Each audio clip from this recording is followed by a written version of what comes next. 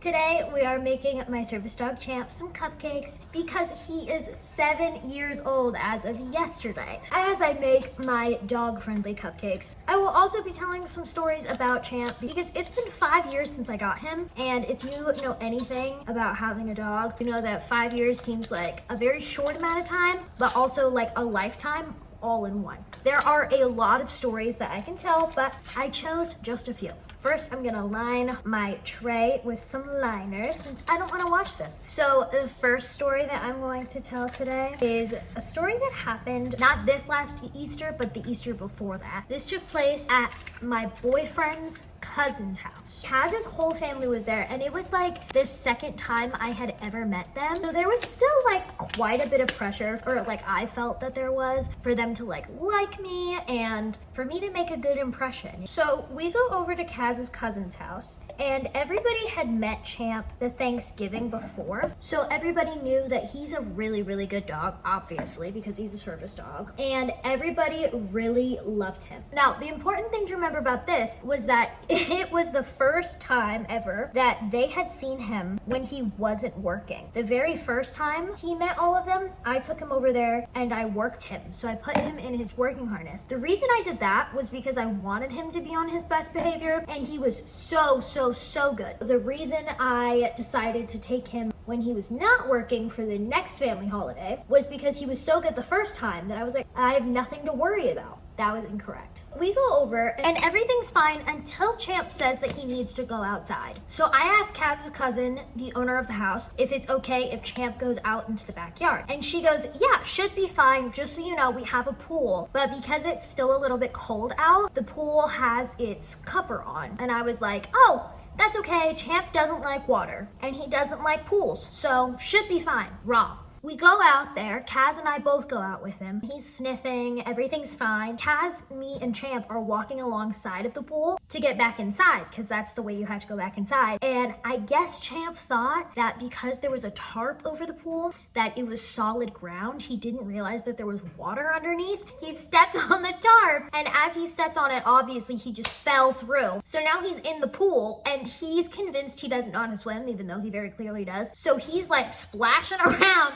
and Kaz had to go and pick him up under his arms like a child and heave him out of the pool. Kaz's paternal instincts must have kicked in, because I don't think he could lift Champ like that again if he tried. So now Champ's all wet. We're both all wet, and now I have to go tell Kaz's entire family in the house that we need towels, and Champ's not allowed to come back inside until we at least are done with dinner. This is Future Cassidy coming at you to tell you that what I didn't say when I was originally filming this was that Kaz's whole family thought that this was like the funniest thing in the world, which I was so glad about because I was genuinely mortified that he accidentally did this. And Champ thought it was fun afterwards, so he kept trying to go back and jump in the pool again, which was a problem. So it was a time. Anyways, on to the next story. As all of you know by now, Champ is my service dog. So this means that he goes everywhere with me. He also went to college with me. I got my bachelor's of fine arts in musical theater, and he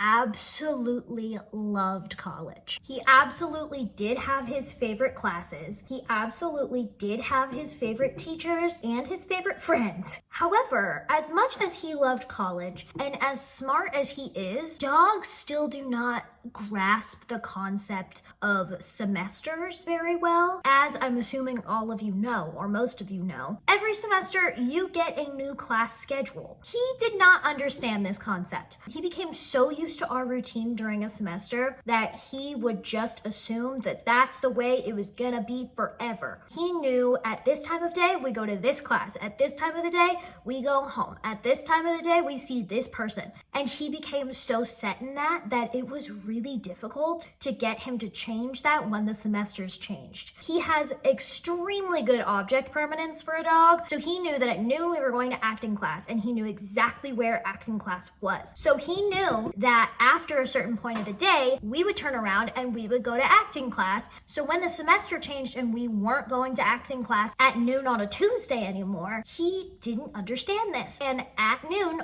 on Tuesday, he would just guide me there. Even though he's not a guide, guide dog, he would insist that he was right. And he is the most stubborn dog I have ever met in my entire life. I would often be in hallways arguing with my dog. And of course, it's a one-sided conversation to the onlooker, but to me, he's talking back to me because of his eyes. So I'd be like, Champ, no, buddy, we're not going that way. And he'd just look at me and stand still and wouldn't move. Like, he'd plant his feet and be like, we go this way, Mom. This is the way we go at this specific point in the day. And I was like, no, it's not, dude. The classes, and I'm trying to like rationalize with him. I'm trying to explain why we're not going that way right this second. He didn't get it. As soon as the semesters changed, it was very difficult because I knew that I was in for an argument with my dog. Another thing about Champ, he is, of course, super well trained. He is absolutely the best service dog, but he has an attitude. If he doesn't want to do something,